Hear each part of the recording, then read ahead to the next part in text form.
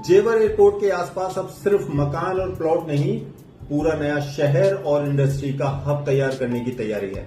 यमुना प्राधिकरण की 92वीं बोर्ड बैठक में ऐसे कई बड़े फैसले लिए गए जो आने वाले समय में जेवर एयरपोर्ट और यमुना सिटी की तस्वीर बदल सकते हैं। सबसे बड़ा फैसला 500 एकड़ में मेडिकल हब बनने का है, जो सेक्टर 13 और 14 में प्रपोज्ड है। इसके साथ ही सेक्टर 14 में करीब 480 एकड़ की यूनिवर्सिटी टाउनशिप डेवलप की जाएगी, यानी आने वाले समय में यहां मेडिकल, एजुकेशन और उससे जुड़े जॉब्स के लिए बड़े अवसर बन सकते हैं। अब बात करते हैं ताइवान सिटी की। सेक्टर 6 में करीब 300 एकड़ की जमीन इसके लिए प्रपोज की गई है।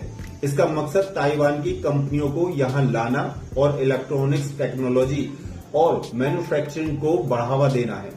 इसके साथ ही सेक्टर 6 में 100 से 125 एकड़ का फार्मा मैन्युफैक्चरिंग क्लस्टर भी प्रपोज्ड है, यानी दवाइयों की बड़ी कंपनियां और मैन्युफैक्चरिंग यूनिट्स के आने की संभावना बढ़ेगी। इतना ही नहीं, करीब 50 एकड़ में इंटरनेशनल स्टेडियम एयरपोर्ट के पास इंटर स्टेट बस टर्मिनल और सेक्टर 34 में करीब 36 एकड़ की आधुनिक मंडी की भी योजना है।